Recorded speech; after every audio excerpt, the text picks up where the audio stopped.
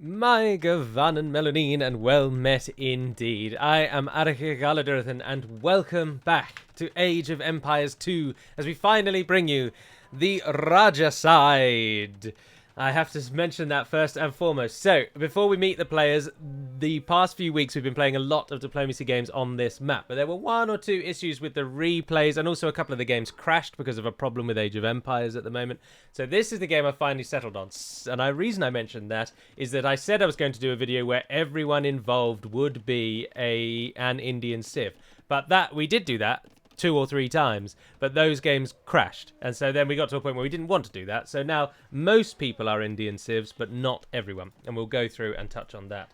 We are playing on an Indian designed regicide map which Chris created and very cunningly labeled Rajacide, which I thought was very funny. So everyone, instead of getting a king, everyone has a Raja. And it is themed, obviously, to your nation. It is the same as all the Diplo games before us, in that everyone is free to have one ally at a time, but they can be neutral with as many people as they like. And if your king dies, all of your structures and all of your buildings and all of your forces are destroyed and you are defeated. You can also be defeated in the normal way, quote-unquote. Other than that, we don't really allow cannon galleons to help newer players who might be forced in these types of maps to settle in bad positions. Cannon galleons would just eradicate them from the world, whereas if there aren't cannon galleons, it gives them a chance to go on. Now, I accidentally have 2 mods enabled, as you can see, and there's 2 town centre decorations sitting on top of each other. Anywho, so let's meet today's players in this diplomacy game, starting with myself as ever. I am Grey, I am playing as the Gurjaras, the game's now best camel civilization. If you like camels, Gurjaras are for you. I've settled my first town centre on Sri Lanka, but I, in this instance, have also settled on the southern tip of India where my villages are building up. This is about the 6th or 7th game we've played on this map, and in all other iterations, I settled up in the corner over here. So this is the first time I've settled in southern India. I always took the island, though. So I'm Gujaras. I'm on that southern tip. Next and nearest to me is Black Gold, playing as the Dravidians, another of the new Indian civs. Gujaras, of course, are new as well. Black Gold is another mid-tier player who will do well on his day, but there are a number of people who may beat him, very similar to myself. So not a new player is the best way to say it, because we've had a couple of people now who are very new indeed. But Black Gold in teal, or cyan, sorry, playing as the Dravidians. Going up the coastline, we then come to Mats, who is expected to win these games. Mats is playing as the Bengalis, another new Indian civ. Now, he's never played as the Bengalis, so it'll be interesting to see how he gets on.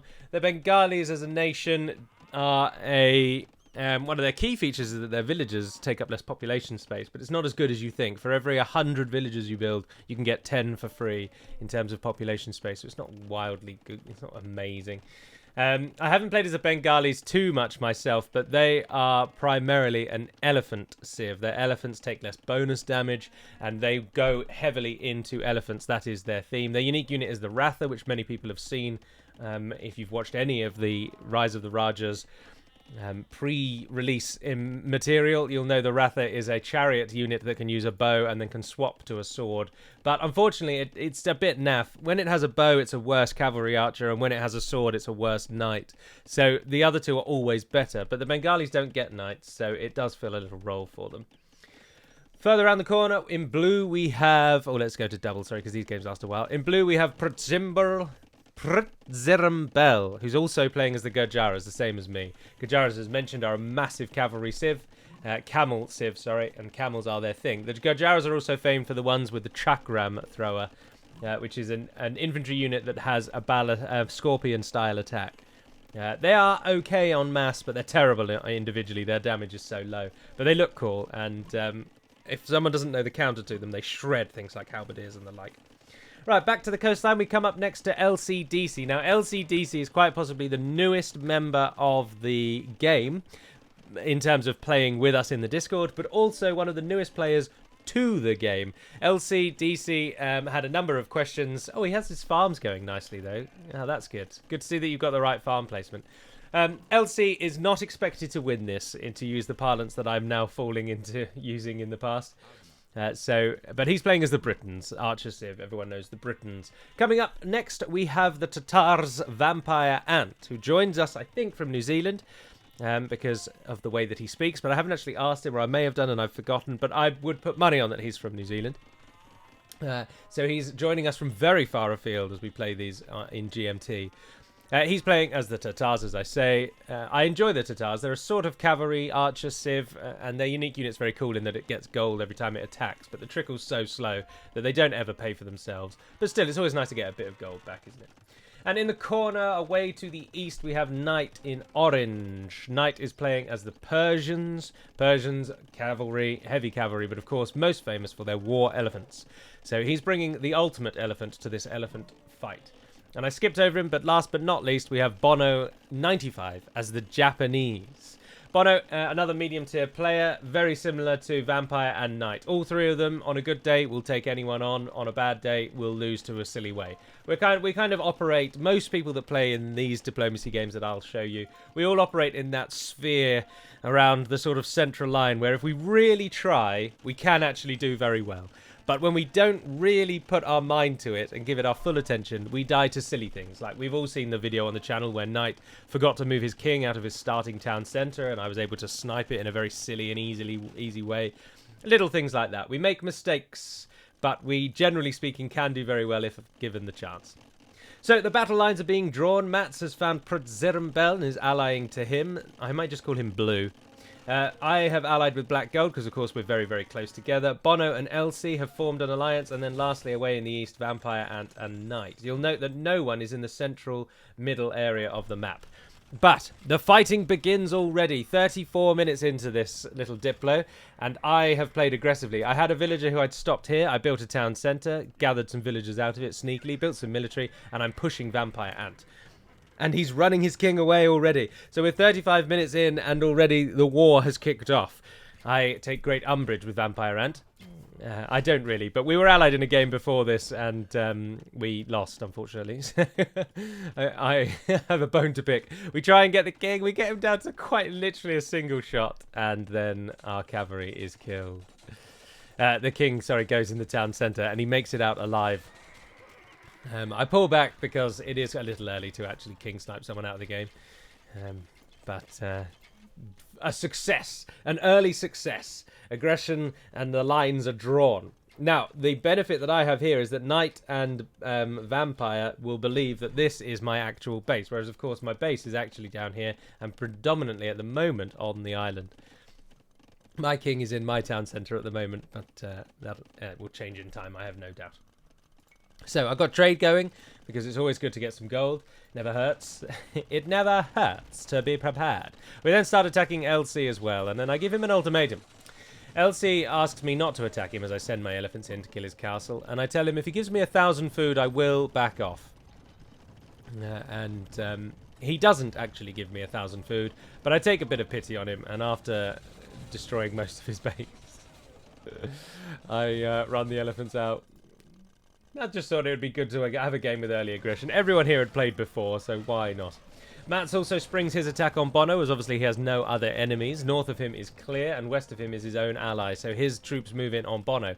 So Bono and LC are rather caught between a rock and a hard place, as LC is taken down and hugely hindered by my assault. My elephant assault takes out most of his buildings, but he does get a second town centre up out of it, so it swings around about.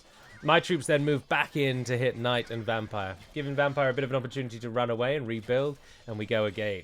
We hit them again. The elephants of the Bengalis come pouring out of their castles and their town centres their stables, and come over and hit Bono. My forces are left to attack freely in the north as we get some siege rams out, or armoured elephants as they're called. I'm in two minds about the armoured elephant. In one way, I do think they are good and more useful than a ram. And then in many other ways, I think a ram is considerably more useful. So I'm a bit on the fence with them. It's good that they can attack back, that has to be said. But it's a little disappointing how absolutely oppressively strong halberdiers are against them. So any melee unit is good against a ram, as you'll well know. But halberdiers still take a little while to kill rams. They take a lot longer than you would like. But halberdiers are a fairly common response to a ram. An enemy player has managed to get some rams past your back line. You just need something quick and cheap, so you build some halberdiers. And the rams still might take down a few buildings, but halberdiers just shred through siege elephants like they're nothing. So it's a bit annoying that they've got a much better counter. But anyway, we shall see. Mats takes pity on Bono as well and just starts absorbing the world, just starts building his base across the entire known universe, as you can see there. Vampire is beaten back off of this peninsula. My forces push through further. We'll speed it up again. And these are the chakram throwers of the Gurjaras. But the real reason why one should play as the Gurjaras is this. Look how good that castle is. Tell me that's not the best looking castle in the game. And I shall point out a liar to you. And it'll be yourself. Because that's the best looking castle in the game by a mile. Compare it to the Bengali castle, for example, and I think this thing is just hideous. It's hideous.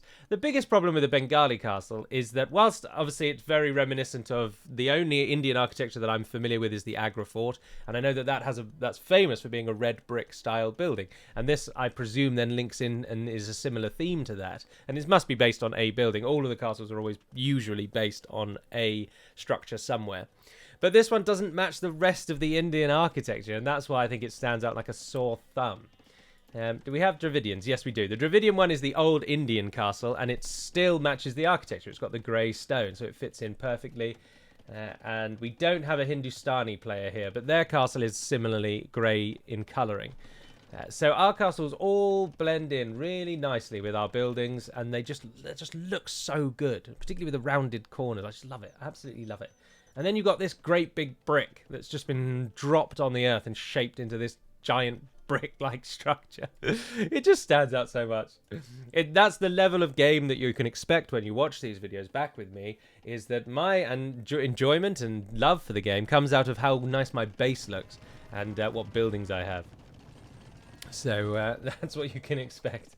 Anyway, my forces start pushing further forward. I'm then trying to expand into the space that Vampire and Knight have cleared. Now, my aggression is actually on purpose. It's not just to be a horrible person and kill someone early. It's because Black Gold and I have no space. I'm trapped. Sri Lanka's fine. I'll turn that into a farming haven. That won't be a problem. But otherwise, I don't have any space. So trying to find somewhere else to build my base is an advantage to me. And at this point, in my mind, I know that Elsie's not going to be much of a threat. So I'm happy to build next to him. So I'm trying to just claim the space back from Knight and Vampire. And that is where we are at this point. Matt's still just sitting in stalemate with Bono, just threatening him every now and then. Not really doing anything. As we can speed up again as the armies and lines are drawn once more. Try and build a castles on the front line. Dropping castles. 4 of them trying to go down. But annoyingly and alas, I stupidly have one villager at a time building them. And then I send him over there for some reason. And the war elephants come in. Make short work of my chakram throwers. But my camels do deal with war elephants relatively nicely. However, the halberdiers deal with my camels relatively nicely as well, and it's a bit of a back and forth. I'm even firing cannons at the elephants to try and get them down. We do get one castle up, another one gets close, another one the villager gets runs away, doesn't he? And Vampire comes back with what he can bring, which is some cavalry archers as he starts expanding out here. But he's bumped into Mats on that northern side as well. And Mats and Przermbel now are hitting my ally of Black Gold. So Bono and LC are left alone. I'm fighting 2 on the north, and my ally is fighting 2 in the south. It's not looking good. Not at all. The elephants keep just coming and coming and coming. Of course, my camels will take down the elephants. They are a good counter to the elephants, and I do have the best camels in the game as the Gurjaras. But cavalry, archers, and halberdiers make very short work of camels. So the elephants tank all the damage while the back lines cover and do what needs to be done. And unfortunately, my defenses fall. All that stone wasted. I have almost no stone at all. I had a single stone pile. I've been buying stone. The stone price at this point in the game was about 450 gold for 100 stone. Outrageously expensive. And I wasted it all. So that's delightful. We love to see that. At the moment, though, I am sneakily trading with LC's dock. Or, no, even further, sorry. I'm trading with Vampire's dock. Because I'm just hoping he hadn't noticed. Right, Black Gold is managing to hold Mats there in that little crossing. He's playing as the Dravidians. The Dravidians are most famous for 2 things. Their Huts steel and their Therisidae. It's wood steel, really, but I like to posh it up a bit. There you go, my base entirely falls and I pull my forces away. Wood steel gives all of the Dravidians melee units ignore armor. So their infantry and their cavalry ignores armor. But they only get elephants. They don't actually get any other type of cavalry. So it only applies to their elephants, and they don't even get the upgraded elite battle elephant. They only get battle elephants. So really, it only applies to their infantry. And their unique unit, of course, has a charge-up attack like the Coustilier of the Burgundians. And combine that with the fact that it ignores armor, it's very, very powerful. But it has very little health and armor of its own, so it's quite easily killed by the right counters. So, in short, what I'm saying is the Dravidians feel a bit niche and a bit difficult to use, to be honest. Woodsteel, everyone thought was going to be amazing, but then when you actually see their roster and the fact that infantry are so easily countered in most of the game, it's a nothing, really. But with my forces now beaten out of that northern area, I can then start putting military buildings down here and supporting my ally of black gold, and that is what we do. I'm throwing camels at everything that I can, and they make short work of the elephants, which is nice, and I support them with chakram throwers where I'm able, and we hold them back in these 2 checkpoints at this river here. Knight and Vampire then just take the opportunity to just expand out. Knight with some horrible town centre placement. I don't know what that is. That's just madness. But anyway. Chakram throwers throwing their way through, and we push back Mats's elephants. We push back Prozirambel's elephants. And Prozirambel, of course, is also Gurjara's, so our camels are as good as each other's camels. But we need to do something. We need to claim this space off of Mats. I mean, ideally, we need other people to attack him. Given how huge his base is, the fact that he covers the entire world. And Knight and Vampire start hitting him in the north, which gives me the support and backup that I need. So Mats is now fighting on 2 fronts as my forces flood into his base. And Black Gold keeps back the last remaining Prozirambel's forces. You'll note that the game was quite laggy, and that is being reflected in how slowly everything seems to run in these replays. We managed to get a little bit of a gap through our walls there, so we can push through that way. Bono still not doing anything. LC just going for defense en masse. Oh no, they are amassing some troops over here. But Knight and Vampire push Mats right out of the north, and that is good to see. My forces then start flooding into this space, which, as I say, we really, really need this space. So we're clearing out the buildings, getting what we can. Matt's flooding us with elephants now that he doesn't need to defend the north. He just kind of gives up on the north, builds some castles, but calls it a day. Vampire then just walls himself in. They don't even press him. Absolutely outrageous. Absolutely outrageous. I bring some trebuchets forward. Trebuchets up to the line to help start taking out the buildings better. And then the decision is made. Mats cries out to me and asks, do I want to ally him? In which case he'll backstab his ally and I shall backstab mine. And given that Black Gold is at the moment really just occupying space that I would love to own, I take him up on the offer. All of my forces flood back, help kill Prozirambel's buildings over here, and we start taking down Black Gold's base with impunity. Now I don't actually know where his king is, but it dies very quickly. Black Gold does not manage to put up too much of a defense. Oh, there we go. I don't know which one of it killed it. One of these camels must have done, I suppose. But there we go. Black Gold's king is killed in the uprising, and he goes down. At the exact moment, Bono and Elsie decide to spring their attack. So we leave Mats to it as he takes on Prozirambel. He brings out his Rathers. Vampire and Knight not pushing forward. Vampire and Knight now not doing anything, as now the fighting switches to Bono and LC in the south here. Matt starts sending some elephants down to help me. I've got the camels. Now the camels will not really trade favourably with champions. That's an awful matchup for them. But if I can get some of the chakram throwers into support, then the tide will turn. But we do lose a fair few there. The halberdiers come through to try and kill the camels, and with the chakram throwers damage, they get shredded. Halberdiers versus chakrams is quite possibly the worst matchup in the game, and it's delightful to watch. Absolutely delightful. And then the champions go down as well with the scorpion bolt that the chakrams have. And the tide turns swiftly, and we push back. Camels now hitting into the Briton longbowmen that have come forth. Chakrams moving forward. All we need is to bring up some siege and to claim this land that we've just built in. We start that by... Oh, the Gurjaras can garrison livestock in their mills for a food trickle, which is very useful on diplomacy where there's a lot of herdables. So I build mills all over the place to try and to try and capture these creatures. We've turned Sri Lanka into our little farming island now, and that's still where our king is. We've got the fish all around the island doing wonderfully, and we are still trading with Vampire, and he still hasn't noticed. Oh, it's so delightful. Right, our forces, our lines are drawn. Mats has now pushed right through to Brazirambel, and it's at this point that perhaps a poor decision is made.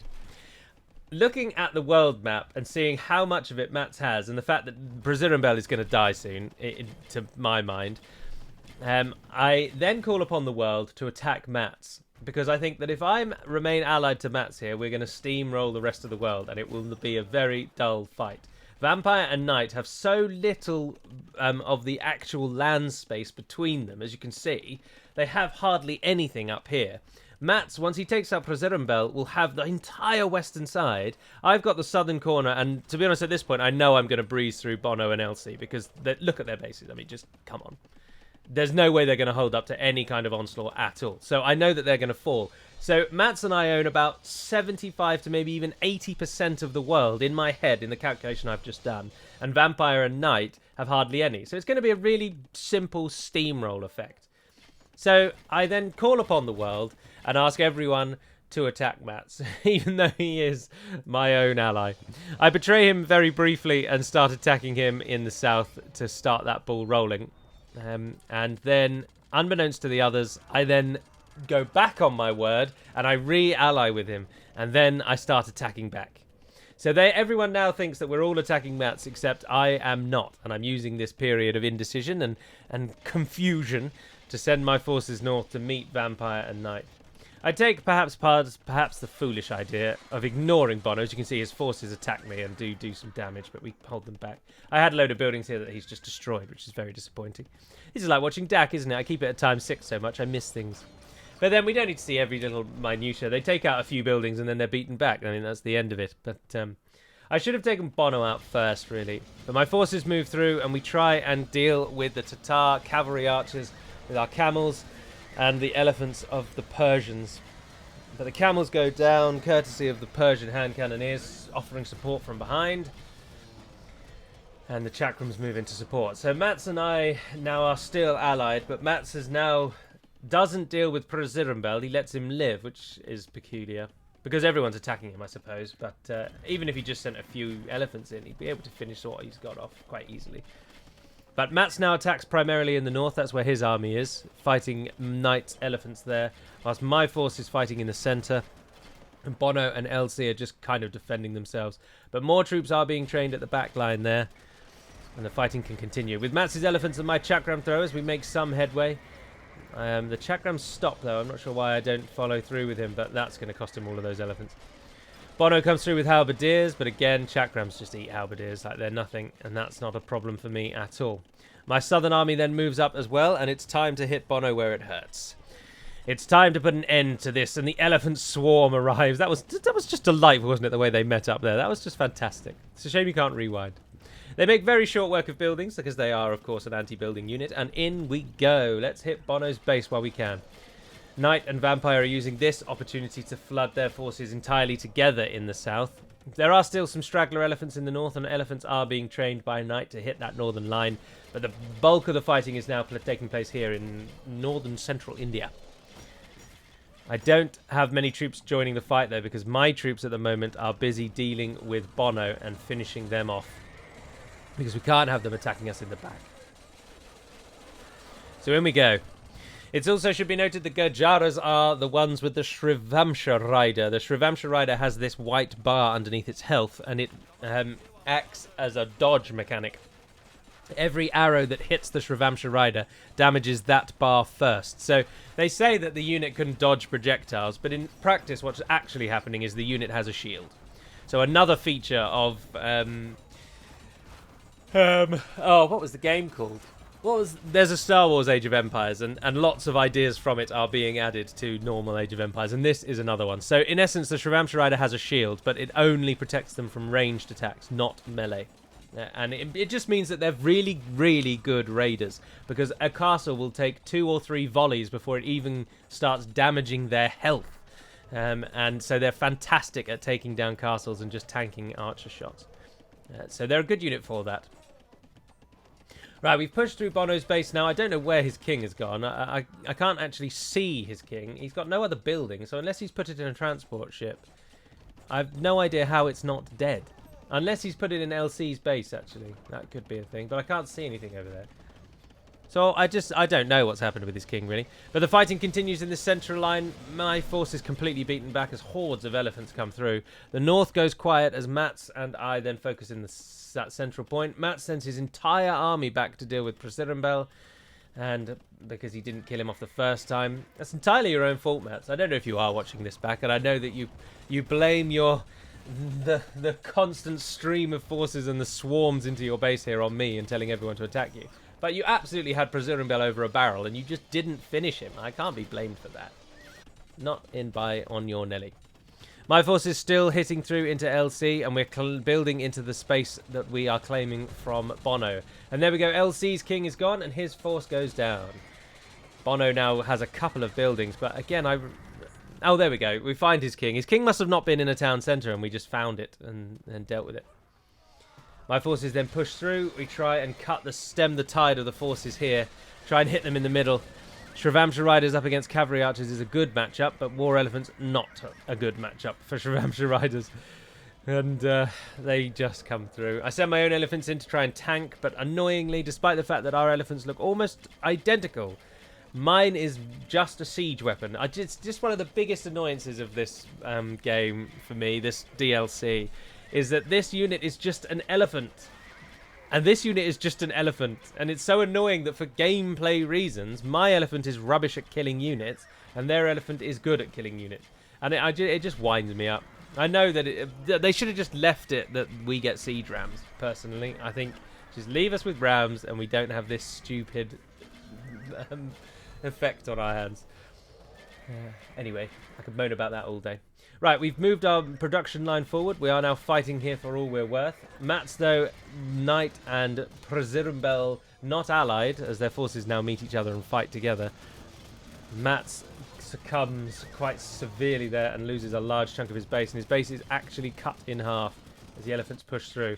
My forces are beaten back once again by the coming hordes of elephants and cavalry archers, and now Vampire is bringing in his own camels to try and deal with mine. His camels will do well against my Shravamshas, but not against my camels. According to Spirit of the Law, through the numerous tests that he has undertaken, Gurjara camels are now the best camels in the game. There are none better than them.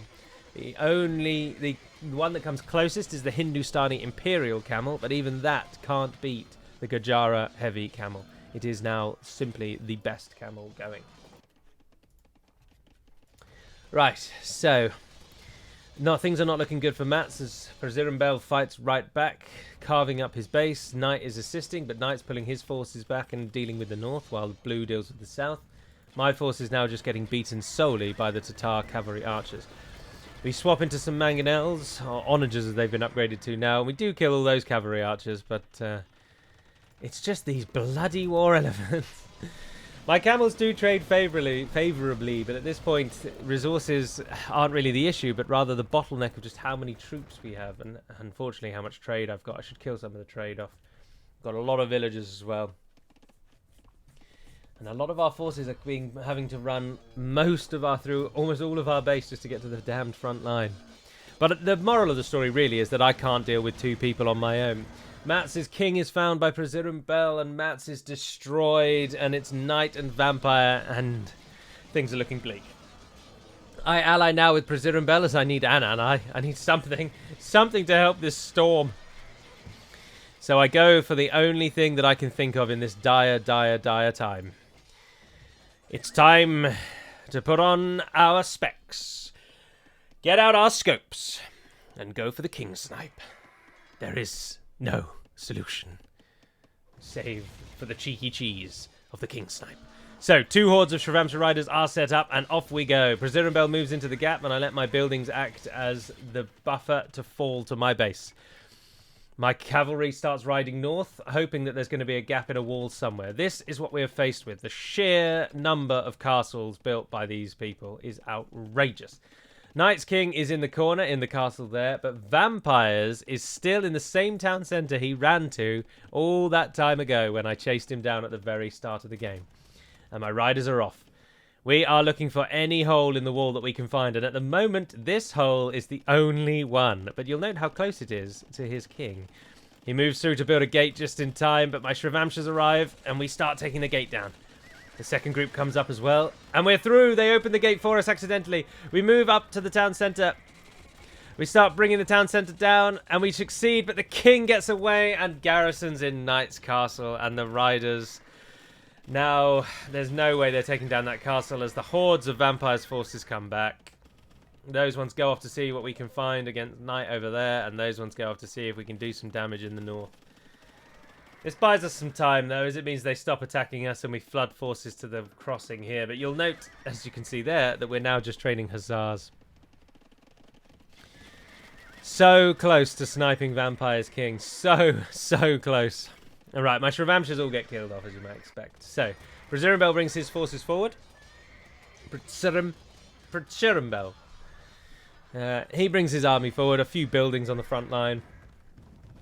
But Knight's elephants take out that. And Knight is pushing into him as we speak, taking him down. It's looking bleak. Very, very bleak.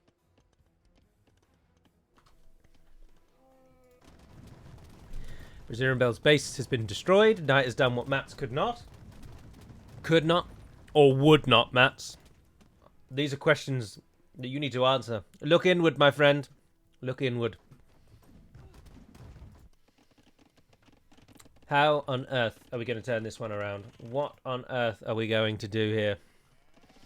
Look at... What is this? This is just flaunting how much stone he's got. Absolute disgrace. Absolute temerity of it. To build castles just because I don't have any stone. Right, we start flooding troops to the gap here. We do have a lot of resources, so I can go for a long time. We can try to push back. We can try desperately. Anything we've got. Vampire then refreshes, sends his king somewhere else. I'm not sure where he's moved his king to, or if indeed his king is even in a place.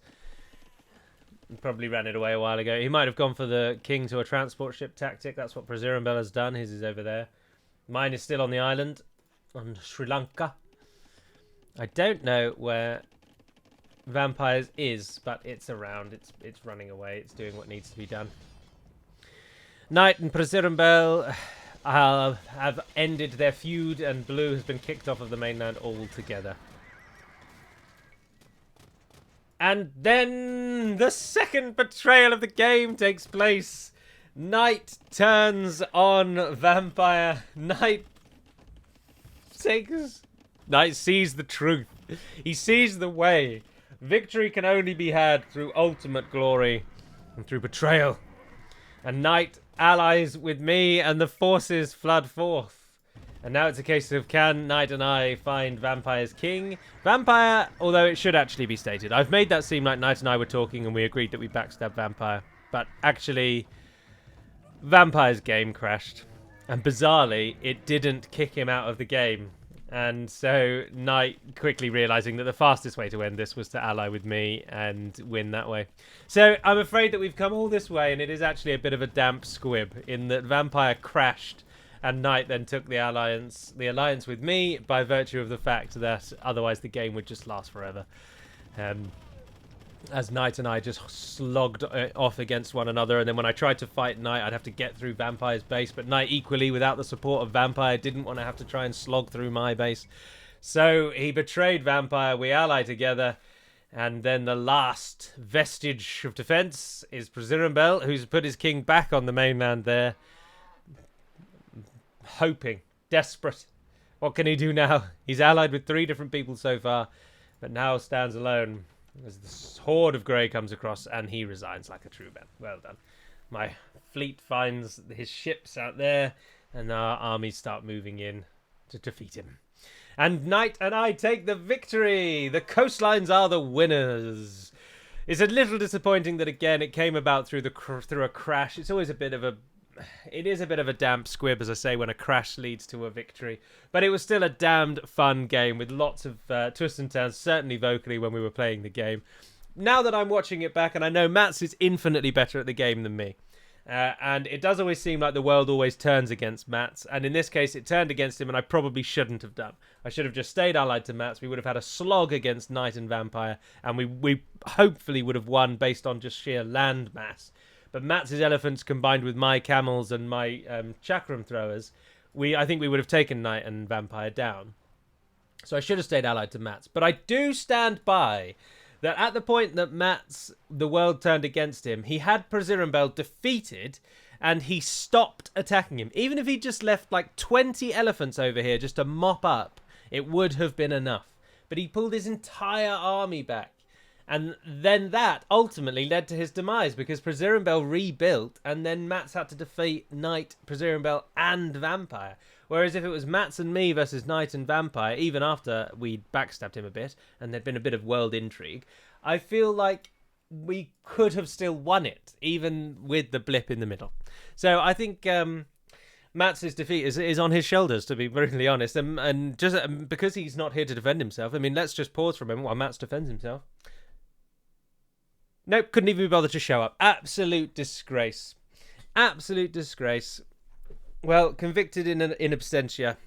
Right, so let's look at the scores. So militarily, yours truly takes the top spot. Thanking you very much. Economy is Knight. Economy. Why do I say economy? Economy. Economically speaking, Knight took the top spot. Technologically, it went to Mats. Societal is Mats, and total score was myself. Thank you very much. I got 1,852, but I did almost pay for it 1-1, which is outrageous. Whereas the flipping Persians with their elephants killed nearly 1,500, and every unit of his killed 3 before they died. But that's to be expected. LC had the least units lost, but as I always like to point out, this is actually kind of the Razzie Award for smallest army. Or died quickest, or least impacted the world. That kind of score, I'm afraid. So don't look too kindly on the star. Knight taking down the most buildings and losing the least because he was furthest away. I got an insane amount of food throughout that game. Matt's coming close, but no one else anywhere near the nearly 200,000 food I collected from the farms and the fishing.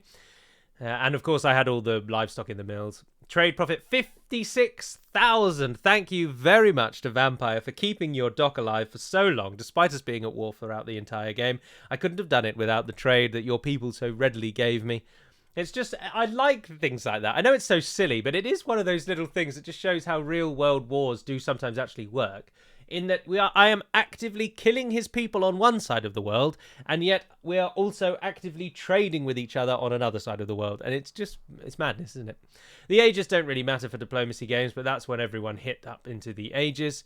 And then societal is all there. Relic gold went to Knight at 13,000. That's obscene. I got 10,000, but 13,500 is crazy. And there's your timeline, which again doesn't matter all that much.